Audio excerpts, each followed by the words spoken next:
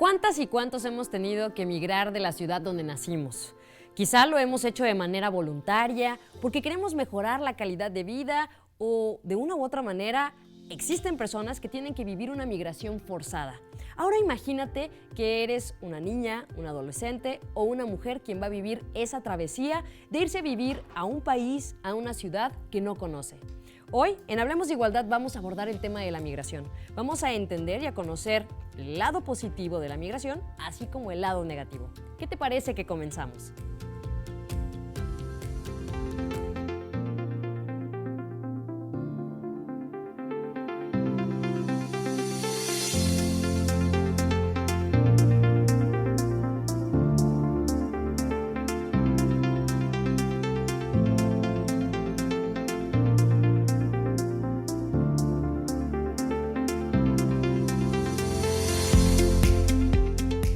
Hablemos de igualdad. 2020-9773 al 76 y 800-503-7760 son las vías de comunicación para que te pongas en contacto con nosotras. Recuerda que en el Instituto Estatal de las Mujeres contamos con servicios totalmente gratuitos y de manera confidencial en el ámbito legal, psicológico y de trabajo social. Estamos de lunes a viernes de 8 de la mañana hasta las 5 de la tarde. Recuerda que queremos escucharte, tenemos una gran oferta de talleres, de cursos, de capacitaciones y por supuesto el hecho de poderte acompañar, asesorar e informar respecto a los distintos servicios o si tú estás viviendo algún proceso, recuerda, no estás sola, cuentas con nosotras. Y fíjate que esta semana vivimos el cierre de los 16 días de activismo de precisamente el 25 de noviembre, lo recordarás. Fue el Día Internacional de la Eliminación de la Violencia en contra de la Mujer. Y justo el 10 de diciembre, el Día Internacional de los Derechos Humanos, dimos como por clausurados todas estas actividades y lo hicimos con la presentación de una obra llamada Dos Mujeres en Fugas. Esta fue dirigida por Tere Medellín, escrita por Estela Leñeros e interpretada por Carola Pruneda y Talina García. ¿Qué te parece si me acompañas a ver lo que sucedió? También sanaba la mente y en ese sentido ella es una bruja. Estoy dirigiendo estos textos de Estela Leñero, se llama Dos Mujeres en Fuga. Son dos monólogos, pues son cortos, 18 minutos alrededor cada uno. Y bueno, pues trata de las diferentes facetas en que las mujeres sufrimos violencia y qué medidas podemos tomar acerca de eso. Es importante porque plantea mucho la cuestión de la esperanza, de que hay esperanza, de que hay futuro, de que tejiendo nosotros redes y con otras mujeres y teniendo sororidad entre nosotros podemos salir adelante. Es una experiencia muy, muy buena abordar estos temas.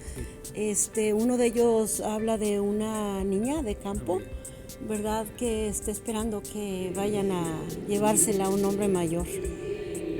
Y el otro es de una mujer joven con un hijo pequeño que ella está tratando de escapar de todo el maltrato que ha sufrido a lo largo de 8 o 10 años de estar con esta pareja.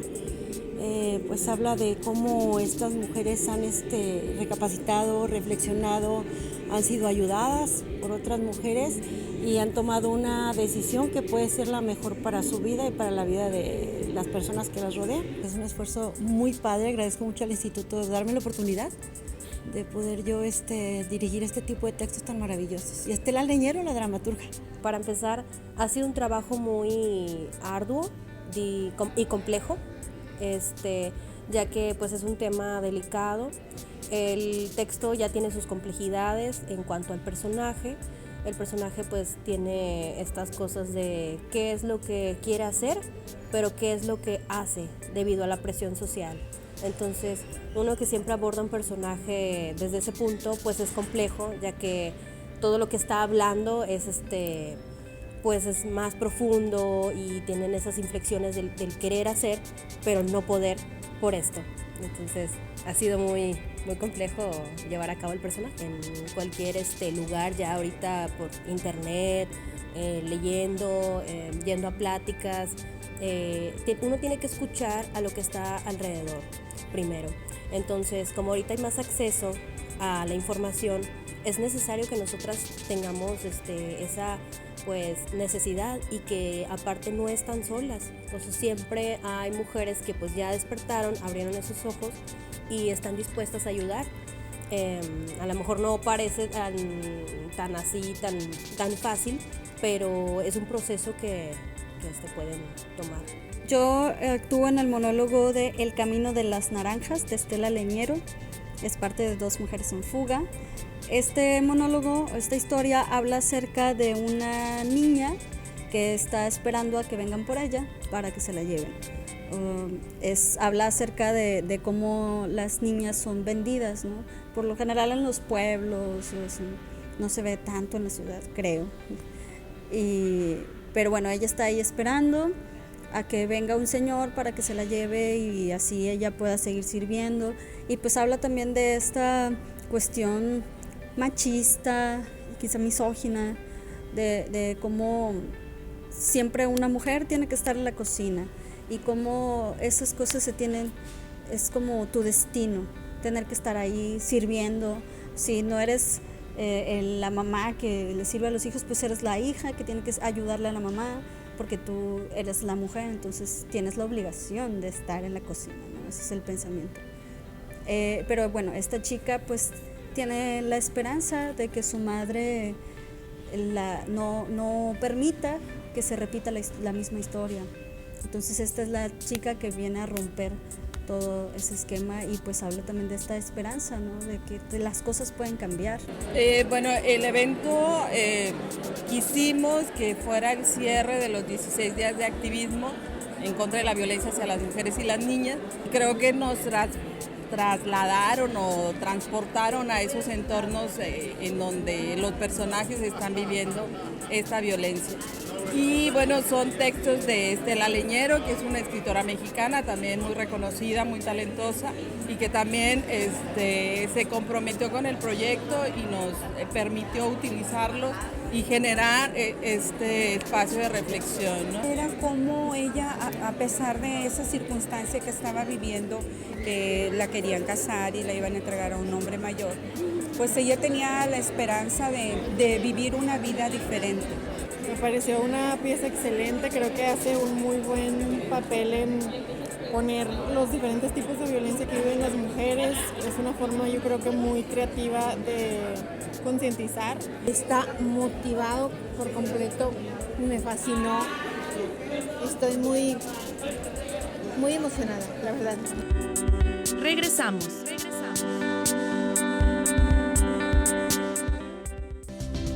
Continuamos.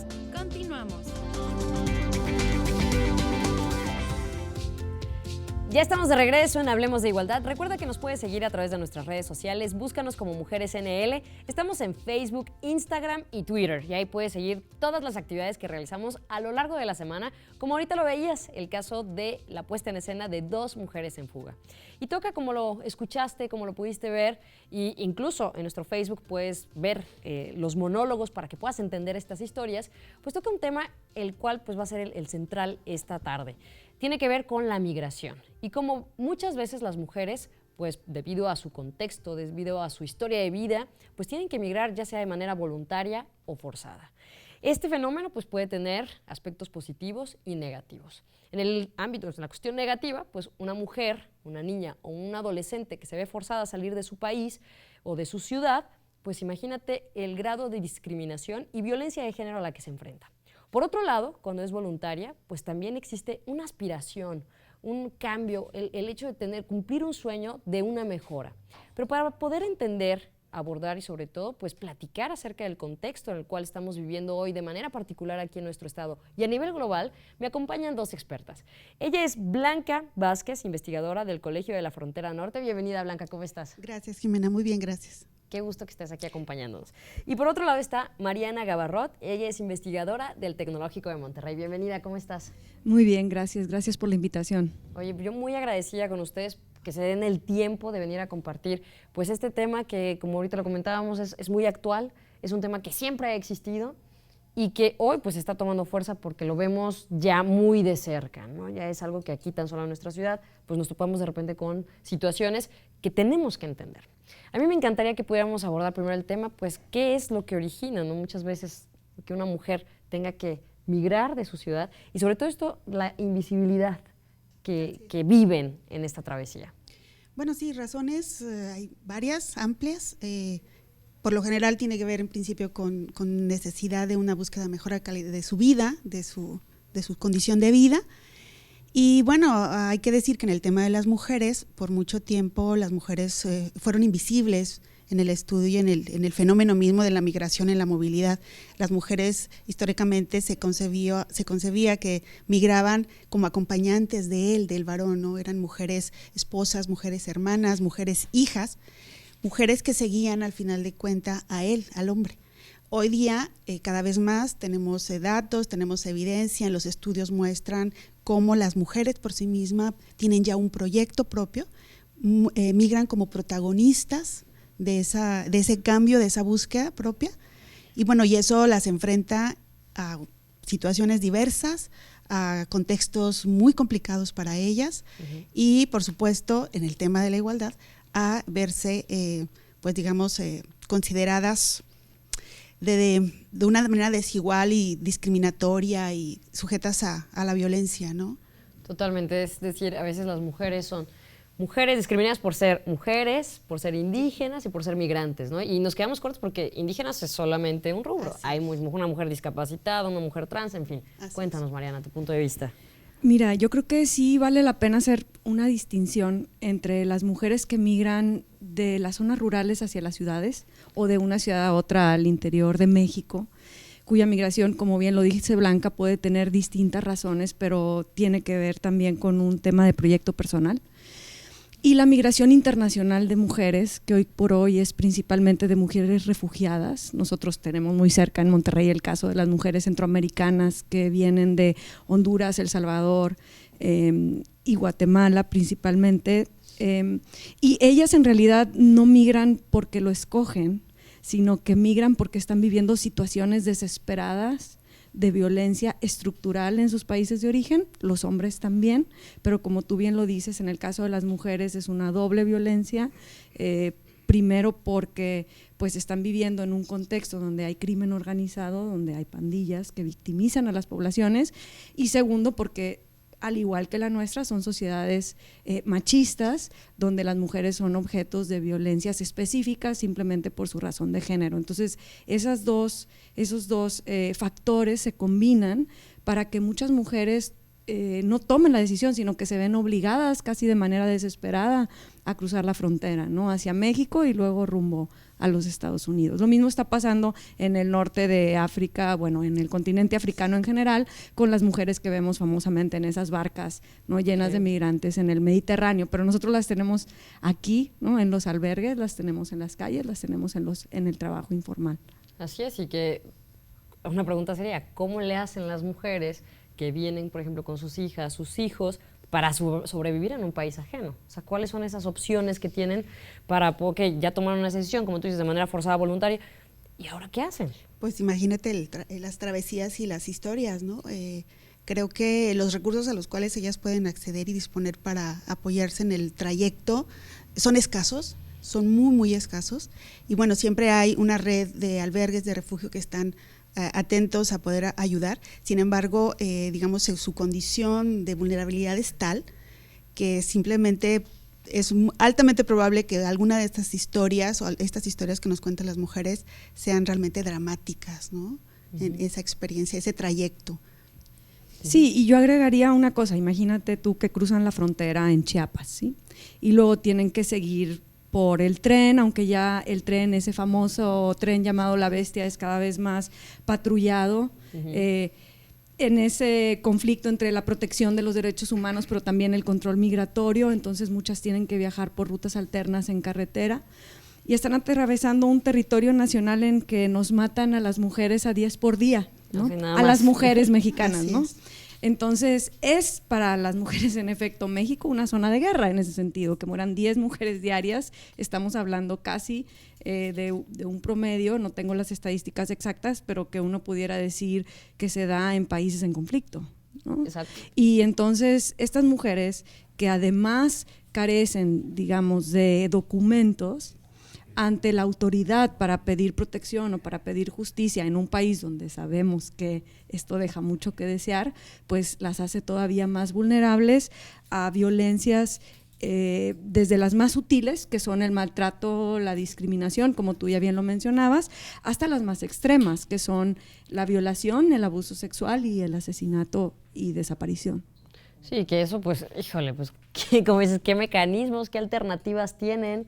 Pues son muy pocas realmente, ¿no? O sea, en un país donde ni siquiera las que vivimos y habitamos estamos seguras, ¿qué les podemos ofrecer? Es decir, actualmente nosotras, de qué manera podemos ir mejorando estas condiciones o entendiendo o favoreciendo que estas condiciones puedan ser menos adversas para ellas? En mi opinión, tiene que ver con que la sociedad sepamos que existen estas mujeres que están, quienes vienen fuera de México, quienes están transitando nuestro país, y que, bueno, la condición, como lo dijo la compañera, efectivamente es de una condición muy complicada de origen, ¿no?, que las obliga a salir a dejar sus lugares, pero además que se enfrentan a esta realidad que nosotros conocemos de manera cotidiana. Entonces, para mí es necesario que se visibilicen, que las notemos, que los medios de comunicación den a conocer, que nosotros desde nuestro trabajo también comprendamos estas lógicas de movimiento de las mujeres, y por supuesto que también ofrecer oportunidades o política pública desde el Estado mexicano para intentar proteger no solamente a nosotras en nuestro país, sino también a quienes vienen de fuera. Ahorita se me viene a la mente esta cuestión de los roles de género, que también son muy marcados en este tema de la migración. Una mujer migrante, pues normalmente aspira a trabajos, o sea, dependiendo del contexto, pero a trabajos, por ejemplo, de carácter doméstico, ¿no? U otras situaciones, no sé, Mariana. Sí, y de hecho, ahorita que hacías la pregunta, yo me quedaba pensando y dije, bueno, también es importante como pensar en distintos niveles en los que uno se puede empezar a aproximar a este tema, ¿no? Y dices, quizás lo que habría que hacer por un lado es seguir con lo que estamos haciendo, en el sentido de lo que estamos haciendo muchas de las mujeres a nivel mundial, que es combatir el machismo, porque el machismo es el que mata, es el mecanismo que está detrás de la violencia de género, y me parece que eso es fundamental. Desgraciadamente aquí se combina el machismo con otro tipo de prejuicios, es que los males siempre se le achacan a los extranjeros, ¿no? Y sobre todo cuando estos extranjeros son pobres en el sentido de ingresos socioeconómicos, y se convierten en ese otro que es como el chivo expiatorio para todos los males. Entonces, cuando Blanca dice visibilizar, estoy de acuerdo, pero visibilizarlas como seres humanos, ¿no?, y como nuestros iguales, ¿no?, y entender que provienen de una situación de violencia extrema y de desesperación, porque están viniendo a nuestro país que no les ofrece tampoco todas las seguridades. Entonces imagínate cómo está el lugar de origen para que a pesar de todo se atrevan a pasar por esos riesgos, ¿no? Ese sería como un nivel. Y ahí tienen que ver los roles de género, por supuesto, ¿no? Porque pues el machismo tiene que ver con estas nociones tradicionalistas, ultraconservadores, de lo que significa ser mujer, ¿no? Pero también el otro nivel me parece a mí que tiene que ver con lo que decía Blanca, de acciones concretas, de políticas públicas que sean sensibles precisamente a esta doble vulnerabilidad que las mujeres viven. Y ahí yo creo que la sociedad civil está apoyando mucho la labor de protección que se está intentando hacer o no, dependiendo de las regiones, por parte del Estado, ¿no?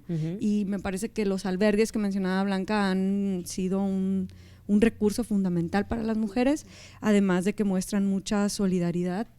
En los albergues los roles de género también están marcados, es decir, de alguna manera quienes predominantemente llegan a estos lugares son primero los hombres, que son los que se atreven a pedir refugio y son los que tienen el poder de decisión, y muchas mujeres pareciera ser que Si bien sí se acercan a los albergues, no siempre se atreven a pedir ayuda, no siempre se atreven también a denunciar cuando son víctimas de violaciones a derechos humanos. Y el otro nivel también me parece que es el día con día, como decía Blanca, ¿no? Es decir, cómo nosotros cuando vemos a estas personas que vienen en estas condiciones reaccionamos, ¿no? Y a mí me parece que ahí pues la sociedad mexicana ha respondido de buena manera en general. Las patronas, que sabemos que son esas mujeres que les dan agua y les dan comida y se los avientan al tren cuando pasan en el sur del país, pero también aquí en Monterrey la sociedad se ha organizado, los albergues que tenemos han recibido mucho apoyo, han recibido donativos, y a mí me parece que bueno, que en ese nivel también es importante considerarlo, ¿no? Totalmente. Sí, ahorita mencionabas el tema de la xenofobia, un tema que además está en una narrativa global, en una narrativa donde pues quieren poner un muro, queremos poner muros, queremos cerrar, o sea, es una situación que si lo vemos a nivel, eso es la que estamos platicando y planteando, es a nivel macro, cuando literal tienes que salir de un país. Pero hay quienes dentro del mismo país, ¿no? También tienen que migrar y es también muy complicado, ¿no? O sea, migrar de sur a norte y migrar de norte a sur también es otro contraste, que es menor, ¿no? Me imagino que el índice es mucho menor de norte a sur, pero puede pasar, ¿no? Hacia el centro. Ahora, desde este punto de vista, ¿cómo debemos, o sea, a nivel personal, ir trabajando este tema? Porque pues cada vez va a ser más común o visible, por decirlo, porque ahorita tú mencionabas algo importante, hay que dignificar. Pero ¿cómo voy a dignificar cuando yo tampoco tengo la conciencia de que la otra persona es un ser humano igual que yo y que tal vez traiga una historia terrible que no puedo entender y que traemos también esta conciencia de la lástima, ¿no? De ser muy lastimeras, no una compasión. No, es como no tenemos esas herramientas. Entonces, ¿cómo podemos empezar a trabajar? Bueno, pues yo diría que necesitamos desarrollar recursos de empatía, ¿no? No solamente es alrededor de nosotros, sino también con estos grupos particulares que quizás percibimos de una manera muy alejada, ¿no? Muy alejados a nosotros, pero que realmente es de manera cotidiana. Lo vemos en nuestras ciudades, lo vemos en las calles, ¿no? Al ver mujeres indígenas, por ejemplo, con rasgos indígenas, que seguramente no crecieron ni se educaron en la ciudad, sino que vienen buscando alguna opción de vida mejor. Entonces yo diría, necesitamos desarrollar ese tipo de recursos y necesitamos también, no solamente desde lo personal, sino que estas valores sociales se fomenten desde el Estado. O sea, tú lo has dicho, en un contexto donde el discurso de los gobiernos y de nuestras autoridades, de los gobernantes, va en esas tónicas, pues digo, no favorece a que nosotros como ciudadanos nos planteemos una manera diferente de ver al otro, ¿no? Y a estas mujeres en particular. Gracias. Mira, ahorita que decías eso de norte-sur, yo vuelvo otra vez a la idea de la marginalización, la marginación, ¿no? Porque si una persona tiene dinero, fácilmente puede tener acceso a visas de trabajo, profesionistas, etcétera. Nosotros vivimos en una ciudad donde llegan trabajadores migrantes, por ejemplo, la migración coreana que ha llegado a trabajar en la fábrica de Kia, pues no ha tenido problemas en el sentido legal o para que nosotros sepamos de que haya, ¿no? ¿Y en qué municipios viven también, exactamente, verdad? ¿no? Entonces, claro, no estoy diciendo que sea una población homogénea, pues no es lo mismo el ejecutivo que el técnico, pero digamos, ahí tenemos un ejemplo en nuestra ciudad de una migración que no ha sido, entre comillas, problemática, ¿sí? Claro, habrá temas de integración que tienen que ver con la cuestión racial y la cuestión de aceptación de la extranjería, eso sí, pero no es la misma problemática social que cuando enfrentamos migraciones que vienen de zonas marginadas, que es la migración, como yo lo decía, más bien desde lo rural, que puede ser indígena o no, y la migración, digamos, desde América Central, ¿no? Exactamente. Entonces ahí a mí me parece nada más crucial hacer esa diferencia. Totalmente de acuerdo. Vamos a una pausa y regresamos. Esto es Hablemos de Igualdad. Cualquier comentario, haznoslo llegar a través de nuestras redes sociales. Búscanos como Mujeres NL en Facebook, Twitter e Instagram. Regresamos.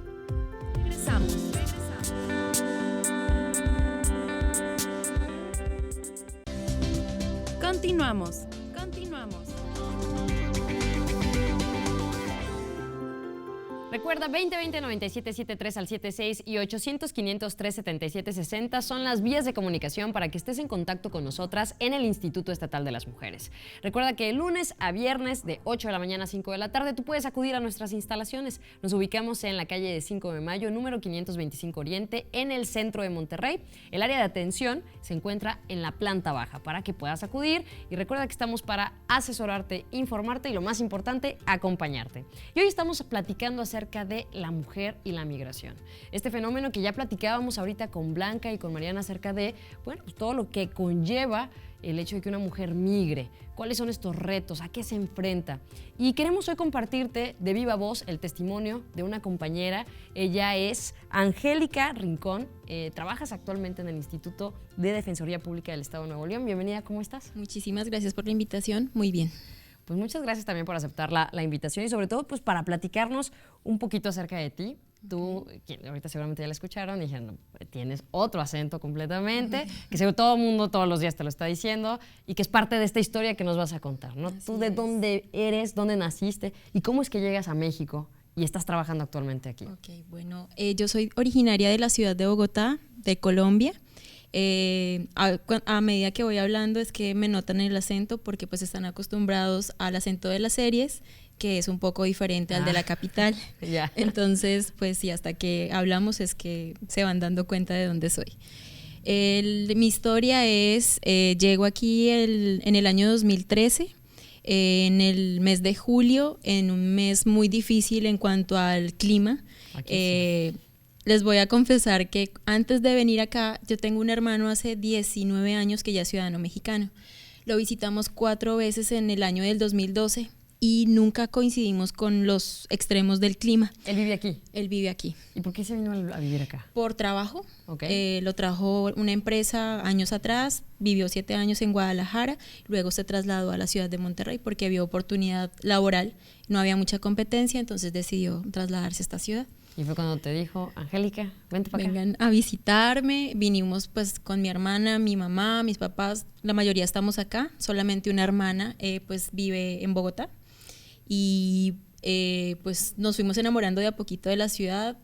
Aclaro que el clima fue algo que nos traicionó porque pues no coincidimos. Pero como si aquí es tan normal, tan constante el clima, siempre está de la fregada. Ya sé. No, sí, yo vengo de un lugar donde más o menos es 7 grados a 24. Ay, entonces sí ha sido bien pesado, a pesar de ya 6 años y medio, sí. Y entonces tú llegas, ¿ya habías estudiado allá en Bogotá o llegaste a estudiar aquí o cómo fue ese proceso? Bueno, ¿cómo te convenciste y te atreviste? Porque no es tan fácil. No es nada fácil. Yo soy licenciada en idiomas, terminé en el año 2010 y luego me hice una especialidad que equivale a una maestría y como en el año 2012 la terminé, como que se empató todo. Y pues ya después de que tú ya como que ves que no tienes mucha oportunidad como de crecimiento en donde estás porque hay mucha competencia, pues ya no tenía nada que perder, no tenía como que familia, novio, no tenía algo que me retuviera ahí, entonces decidí probar suerte y pues no sé, como que algo no es fácil la verdad, porque cuando te trasladas de país es todo nuevo, la cultura a pesar de que hablemos español es totalmente diferente, entras en crisis, en depresión, te reinventas porque aprendes mucho y pues contemplas muchos aspectos de tu vida. Aquí yo he crecido en el desarrollo humano demasiado y yo siento que he sido muy bendecida porque la coincidencia de, no sé, yo soy licenciada en idiomas y allá las licenciaturas tienen un perfil bajo, que son los de los docentes. Y aquí en el país veo que todos son licenciados, entonces yo siento que fue un punto a favor en parte. Estos contrastes que ahorita decías, o sea, ¿qué fue lo que te causó así de primera instancia el shock? Así de, wow, esto no pasaba allá y aquí sí. O bueno, ¿en algún punto de tu estancia que has sentido discriminación por ser de otro país? Tal vez, por ejemplo, gobierno es un mundo totalmente diferente. A lo mejor son un poco más cerrados en algunos aspectos. Todo es muy positivo, pero por ejemplo, no sé, yo soy muy habladora, muy propositiva, soy muy activa, siempre pienso que se pueden hacer cosas y a veces como que hay ciertos, no sé, formas de ser que no ve, o sea, como que te ven muy arriesgada. Yo siento que en parte mi desenvolvimiento de resaltar es porque yo me he atrevido y me he arriesgado, no sé, a hacer ciertas cosas que a lo mejor otras personas son un poco más como calmadas, más reservadas, exactamente. Y entonces esos contrastes es donde los ves, o sea, en Colombia sí es normal, por decirlo eso. Sí, y pues igual hay... bueno, aquí yo vengo de una parte en donde trabajamos mucho en equipo. Aquí hay un poco de diferencia en ese aspecto, como que sí trabajan en equipo, pero como que hay más resistencia, como que no sé si hay más celos, no sé cómo explicarlo muy bien en este momento. Pero ¿Tú has sentido que las personas cambian contigo cuando se enteran que eres extranjera? Positivamente, sí. Okay. Sí, yo he recibido un trato muy bueno de parte de México. Yo quiero muchísimo a México. Pues llevo aquí 6 años y medio. A veces sí son un poco difíciles las relaciones interpersonales, precisamente pues porque hay mucha resistencia o porque, no sé, lo que digo, que hablo mucho, que propongo y pues no están un poco... Y en el caso de las mujeres en particular, o sea, tú como mujer, ¿qué diferencias, qué similitudes encuentras, por ejemplo, con tu país y México? ¿O qué ha sido eso que...? Bueno, no supe decirlo, pero ustedes me entendieron. Bueno, en parte, yo admiro mucho a las mujeres de México, sin embargo, a veces me frustro mucho en cuestión de, no sé, el tema del machismo. Dilo, no pasa nada, no lo sufras, también aquí lo sufrimos. Sí, el tema del machismo a lo mejor es una problemática que ha existido desde hace muchísimo tiempo, a lo mejor como las forman, pues no son conscientes del método de cómo las forman. Entonces, por ejemplo, en Colombia es como muy común que haya mujeres cabezas de familia, no sé, que sí, no hay como que ese miedo de que tú te quedes sola con tus hijos y salgas adelante. Aquí sí lo veo un poco más diferente, como que al principio me impactaba mucho ver, no sé, matrimonios que a lo mejor no se entendían, no se hablaban, pero estaban por los niños. Entonces como que a mí eso sí me impactó mucho. Y eso ya no pasa. No, sí pasa, pero no es tan común. O sea, tú ves, la mujer sale con muchos hijos y trabaja como sea para que ellos siempre estén estudiando y salgan adelante. Entonces, no sé, siento que esa ha sido como una diferencia que he detectado. Ay, pues muchas gracias. Digo, creo que tocaste puntos así muy importantes, ¿no? El tema es importante. Ahorita platicábamos con Mariana y con Blanca acerca de la importancia de tener un proyecto de vida. Ahorita tú lo acabas de decir, eres privilegiada en el sentido de llegar bajo estas condiciones. Sabemos que, bueno, el tema también es complejo muchas veces, pero pues te agradecemos que hayas venido a compartir. Muchas gracias a ustedes por invitarme y por permitir compartir un poco de mi historia. Pues ahora vamos, ¿qué te parece? Acompáñame a ver un video. Claro que sí. Vamos a ver la ruta de la igualdad, la carretera de la igualdad. Vamos a verla. La igualdad de género estipula que hombres y mujeres somos iguales. La ley nos dice que sin distinciones tenemos los mismos derechos. A lo largo de los años, la desigualdad entre los géneros ha limitado el acceso a los derechos de las mujeres. El camino no ha sido igual para hombres y para mujeres. Para ellos, este ha sido más fácil y rápido. Reconozcamos este problema y pongámosle fin a la desigualdad. La igualdad es desarrollo para todas y todos. Recuerda seguirnos en nuestras redes sociales, búscanos como Mujeres NL. Y bueno, ¿qué te pareció el testimonio de Angélica? Sin duda, bueno, nos contagió pues su alegría, esa mentalidad tan positiva, ¿no, Blanca, Mariana?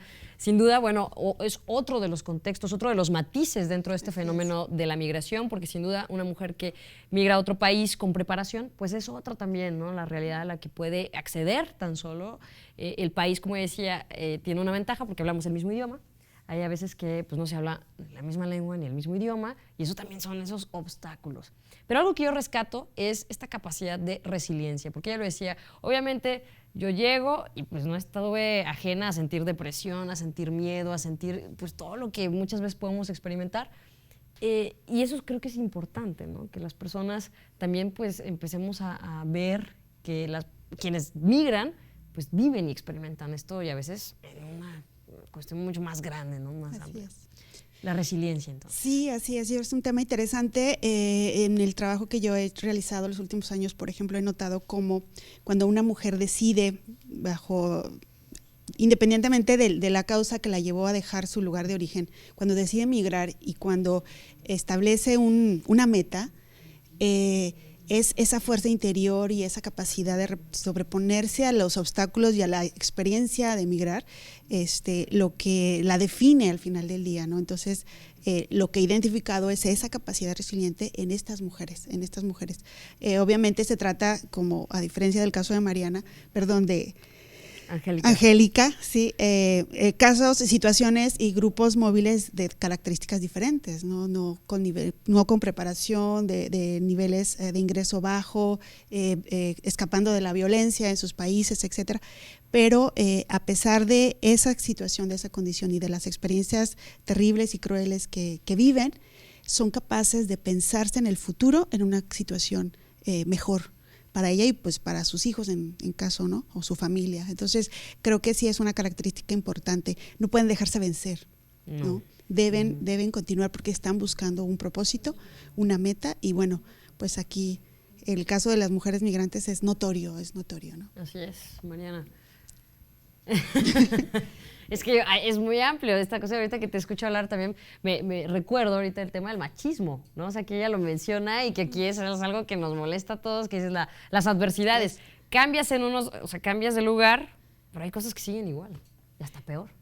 Sí, pues mira, ¿qué es la resiliencia? Es la capacidad de responder a un choque externo, así se define, ¿no? Entonces, yo creo que, como dice Blanca, esa capacidad y esa fortaleza la tienen todos los migrantes, y las mujeres yo diría que aún más, porque además de ser capaces de enfrentarse a la vida y salir adelante ellas, muchas veces sacan adelante a la familia y son, digamos, el sostén emocional de esos hijos cuando pueden estar con ellos, o si los tienen que dejar, pues luego mandan por ellos, o aparte de tener que trabajar y buscar una vida mejor, pues son responsables también de esa parte, ¿no? Porque hablando de sociedades machistas, pues una característica es que las mujeres somos quienes cargamos con la responsabilidad del cuidado, ¿no? Entonces nosotras somos quienes cuidamos de los enfermos, de quienes están tristes, incluso tú vas a los albergues y quienes cuidan a quienes llegan, a los migrantes, son mujeres, ¿no?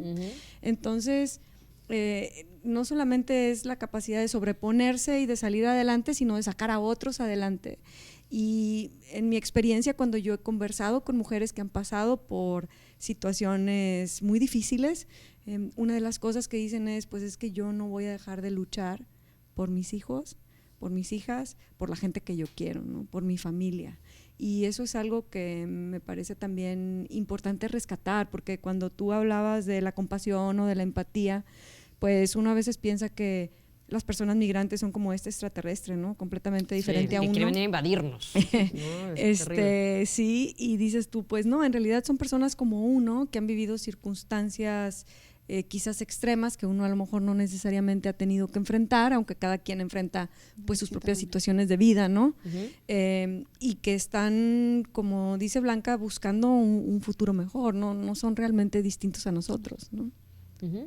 Y creo que hoy, bueno, pues justo en este mes, ¿no? Que es donde a todas y a todos nos aflora este espíritu navideño y donde sí nos acordamos que tenemos empatía y compasión, pues realmente habría que investigar quiénes de nuestros círculos cercanos, o quizá a veces nos pasa que vas en un cruce y ves a la misma persona, no estaría de más, ¿no? Realmente aprender a escuchar, aprender a ejercitar esto que ustedes dicen, esa empatía, a entender y conocer esas historias, porque finalmente considero que estamos conectadas y conectados. Y además, ¿sabes una cosa? Yo creo que es bien importante quitarse de la cabeza esta idea de que lo que uno comparte es algo que uno pierde. O sea, es decir, esa idea de la invasión es este imaginario de decir, ay, es que aquí estamos bien y nosotros tenemos empleos y entonces no los podemos compartir porque si llega un migrante le va a quitar el trabajo a un mexicano. O sea, a ver, la falta de empleo es un problema global, ¿sí? Y que un migrante obtenga un trabajo no quiere decir que un mexicano no vaya a obtener un trabajo, o sea, no es un pastel que se acaba, el desarrollo es algo que se puede compartir. Cuanto más personas trabajen y obtengan trabajo, mejor va a estar la economía, cuanto más se produzca, mejor vamos a estar todos. Entonces esta idea del rechazo del que llega, ¿no?, a quitarnos un privilegio ilusorio, porque en realidad no tenemos tantos, ¿sí? Es decir, no, es que van a usar los servicios de salud, pues a todos nos faltan servicios de salud, ¿no? Es que van a usar el sistema educativo, pues falta mucho, o sea, hay que mejorar el sistema educativo para todos, para los mexicanos y para los que lleguen. Hay que mejorar los servicios de salud para todos, para los que estamos aquí y para los que vengan, ¿no? Entonces hay que luchar por el bienestar para todos, no nada más para los que vivimos en un solo territorio, ¿no? Porque si mejoran las condiciones, pues van a mejorar para todos, ¿no? Exacto. Así es. Y también decir que tengamos claro que la migración como fenómeno mundial y como parte de la historia de la conformación de las sociedades es digamos, un fenómeno y una situación natural para todos, ¿no? La migración es lo que ha hecho conformarse ciudades como ciudades como Monterrey, con la aportación de todos quienes venimos de fuera, ¿no? Entonces, no sabemos a quién podamos recibir en el estado y que realmente pueda detonar esas oportunidades. Pues yo les agradezco mucho. Sé que nos quedamos cortas en cuanto al tema. Hay muchas aristas, hay muchos puntos de vista. Ya las invitaremos para que podamos seguir ahondando y profundizando en esto. Por lo pronto yo creo que nos quedamos con esto con lo que concluyen y que es contundente. Las oportunidades son para todas y lo que tenemos que aprender a quitarnos son esas fronteras mentales que tenemos, porque pues el mundo es de todas y de todos. Muchísimas gracias, de verdad. Vamos a una pausa y regresamos. Esto es Hablemos de Igualdad. Regresamos.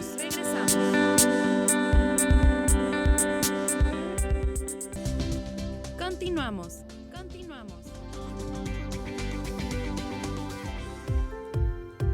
Oye, recuerda seguirnos a través de nuestras redes sociales, búscanos como Mujeres NL. Lo que nos encanta es saber que nos estás escuchando, que sigues a diario nuestras historias, las publicaciones y sobre todo que también participes en nuestros eventos. Ya se nos está acabando el año, sin embargo, espera lo que viene el próximo. Si tú tienes alguna sugerencia, alguna idea, recuerda que contamos con distintos programas de capacitación, de talleres, por ejemplo, Mujeres Empoderando Mujeres. Esta semana realizamos algunos talleres como el taller de jabones artesanales, que es excelentísimo. Ahí si quieres ver el resumen, checa nuestro Facebook, búscanos como Mujeres NL. Y bueno, siguiendo con el tema y la tónica respecto al tema de las mujeres y migración, esta semana también vimos un Facebook Live con la licenciada Melanie Puente, donde ella nos contaba todas las acciones que se están realizando a través de PAIMEF al sur del estado. Y le dijimos, Melanie, tienes que venir al programa para seguir platicando, ahondando en este tema, porque la cuestión de las mujeres al sur de nuestro estado no dista mucho de lo que pudimos ver esta semana también en la obra de Dos Mujeres en Fuga. ¿Cómo estás? Bienvenida, qué gusto tenerte por aquí. Muchísimas gracias, Jimena. Claro que sí, de referente a lo del monólogo que vimos en estos días, no está muy alejado de la realidad. Hoy en día vemos estos casos al sur de Nuevo León. Yo pertenezco a un programa que es PAIMEF, es el programa de apoyo a instancias de mujeres en las entidades federativas para implementar programas, erradicar y prevenir la violencia contra las mujeres. Este programa está en todo Nuevo León. Sí, en los 51 municipios. Exactamente. Tenemos equipo en cada municipio, que es un equipo interdisciplinario. Es por medio de una trabajadora social, por medio de una psicóloga y una abogada. Este equipo de trabajo vamos a ciertas comunidades y a ejidos en diferentes lugares del estado de Nuevo León. A los más lejanos hasta los más cerquita, hay unos que están a 6 horas de aquí de Monterrey y hemos llegado hasta esos lugares donde el acceso a este tipo de servicios nunca se había dado. Inclusive hay palabras que las mujeres no conocen o muchos servicios que desconocen de lo que hace el Instituto Estatal de las Mujeres. Entonces su misión precisamente es hacer accesibles, pues esto que es un derecho humano tan solo de todas las mujeres, ¿no? Vivir una vida libre de violencia, porque como tú le decías, tomando el ejemplo precisamente de este monólogo, que quienes no lo han visto y lo van a ver, pues es una mujer, una niña, una adolescente prácticamente, que pues ya están por entregarla al compadre porque por usos y costumbres es lo que toca, es lo que corresponde. Y esto a cambio de un terreno, quizá de unos animales domésticos o de uso, en fin, todo esto pasa y es a lo que te enfrentas tú como abogada pues en tu vida diaria, ¿no? Cuéntanos un poquito acerca de estas realidades y sobre todo qué servicios o qué trámites pueden hacer las mujeres cuando escuchen que PAIMEF va a estar cerca de ellas? Sí, mira, nosotros vamos a los lugares y presentamos nuestros servicios y bueno, como te comentaba, son palabras que a veces ellas no escuchan, a veces tenemos que dar la segunda visita para que ellas se puedan animar a acercarse a nosotras y decir, yo requiero de un servicio. Por ejemplo, ¿qué palabras? La trabajadora social, por ejemplo, el empoderamiento de la mujer, el hecho de que una mujer sea independiente, que pueda trabajar y que sobre todo tenga la libertad de vestir como ella quiera, de andar donde ella quiera, o precisamente lo de pedir una pensión de alimentos para el menor, aunque estén casados, eso es algo que ellas desconocen, o también el hecho de ir a psicología, de pedir una atención, pueden decir, yo no voy a ir a psicología porque mi esposo no me lo permite.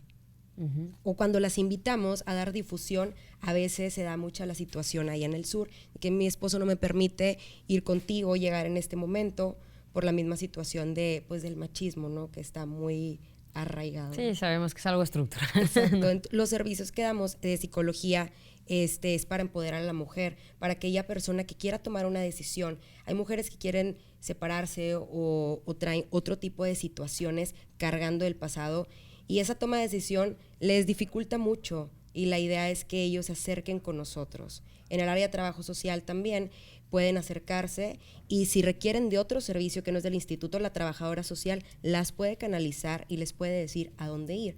O sea, un acta de nacimiento, un testamento, o sea, que a veces son ese tipo de dudas, ¿no? Que se tienen y cuando quieres, por ejemplo, iniciar un trámite de divorcio, hay muchos requisitos que de repente pues no son tan accesibles, ¿no? En esos lugares. Exactamente.